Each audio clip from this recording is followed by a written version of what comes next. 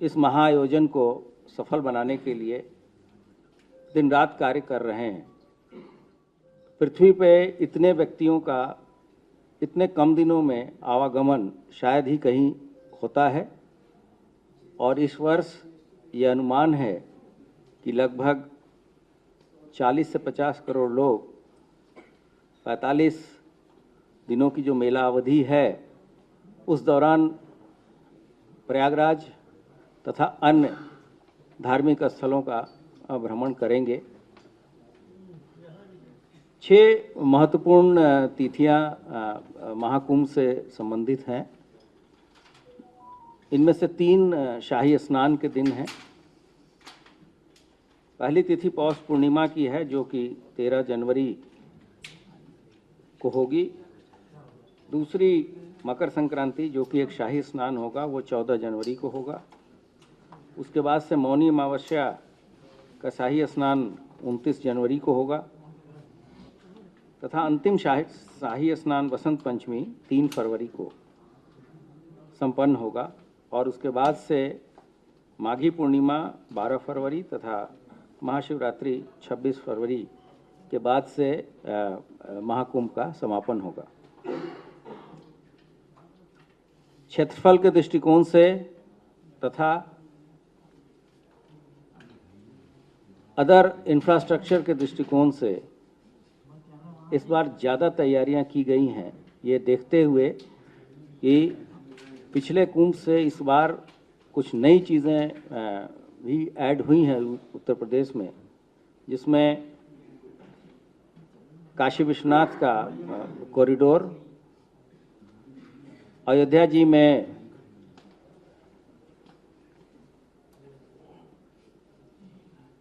रामलला के मंदिर का उद्घाटन, विंध्याचल में कॉरिडोर का निर्माण,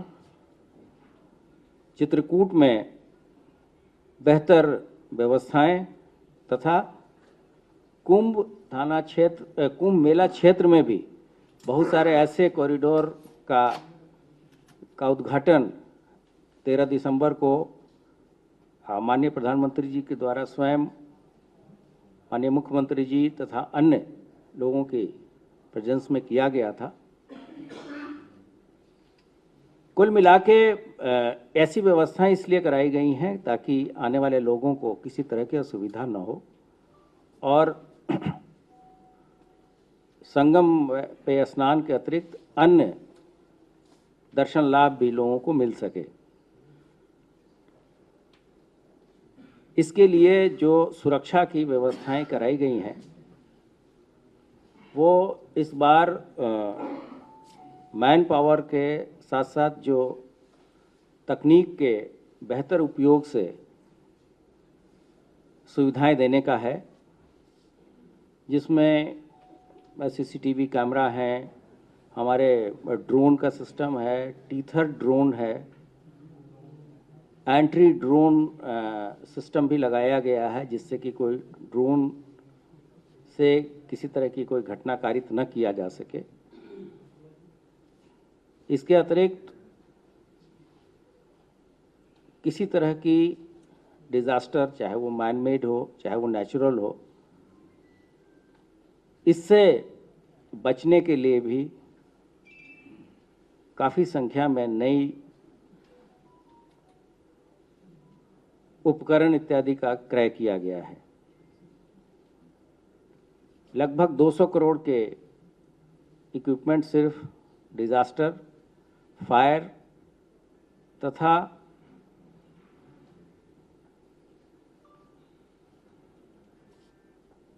लोगों को डूबने से बचाने के संबंध में जो उपकरण इत्यादि होते हैं उसके लिए किए गए हैं। मैन पावर के अतिरिक्त सभी पूरा मेला क्षेत्र सीसीटीवी कैमरे से आच्छादित होगा जो कि एआई इनेबल्ड होगा। इस दौरान हमारे जो अंतर्राष्ट्रीय सीमाएं हैं और अंतर्राज्यीय सीमाएं हैं उस पर भी चौकसी बढ़ाई जाएगी। अंतर्राष्ट्रीय सीमा पे जिस बल की जिम्मेदारी है, उत्तर प्रदेश के परिप्रेक्ष्य में एसएसबी की, उसके साथ भी मीटिंग हो चुकी है। जो हमारे यहाँ श्रद्धालु आ रहे हैं, हम लोग 7 स्तरीय सुरक्षा व्यवस्था सुनिश्चित कराएंगे। एक तो उद्गम स्थान से भी हम उनकी मॉनिटरिंग करेंगे। इसके लिए सभी संबंधित राज्यों के महानिदेशकों को पत्र भेजा जा चुका है। फिर जैसे ही वो हमारी सीमा में आएंगे, एक चेकिंग वहाँ होगी, फिर जोन के लेवल पे चेकिंग होगी, उसके बाद से कमिश्नरेट के लेवल पे चेकिंग होगी, फिर कुंभ थाना क्षेत्र में भी 3 स्तरीय सुरक्षा व्यवस्थाएं सुनिश्चित की जाएंगी।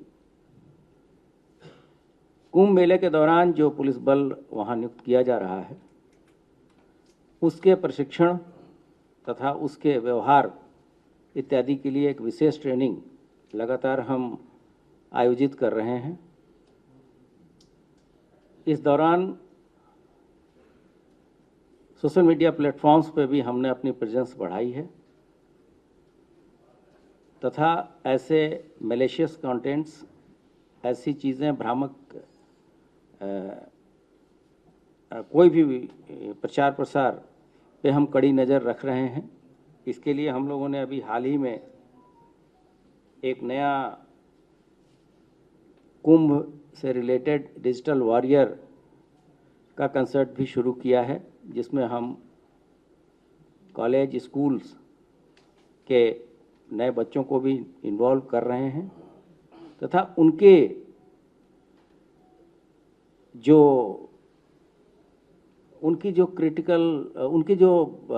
सोच है इस संबंध में कि सोशल मीडिया पे कैसे चीज़ें हो, चाहे वो मैलिशियस कंटेंट हो, चाहे वो साइबर जागरूकता से संबंध हो, साइबर क्राइम से संबंध मैटर हो, उसमें उनका लाभ कैसे लिया जाए। इसके अतिरिक्त साइबर वर्ल्ड पे भी विशेष ध्यान दिया जा रहा है, जिसमें साइबर सिक्योरिटी और साइबर क्राइम 2 बहुत बड़े मुद्दे हैं जिस पे हम कंसंट्रेट कर रहे हैं। साइबर क्राइम के मामले में हम हमारी अपनी जो साइबर वर्टिकल है उसके लोग लगातार लगे हैं तथा भारत सरकार की जो भी एजेंसियां इन चीज़ों से संबंधित हैं वो उन चीज़ों को देख रही हैं और पूरे साइबर स्पेस को सेफ करने के लिए भी मेला प्रशासन तथा भारत सरकार की विभिन्न एजेंसियों की मदद ली जा रही है। और इस संबंध में विभिन्न स्तरों पे, भारत सरकार के स्तर पे तथा राज्य सरकार के भी मुख्य सचिव के स्तर पे सभी स्टेक होल्डर्स के साथ विस्तृत चर्चा की गई है।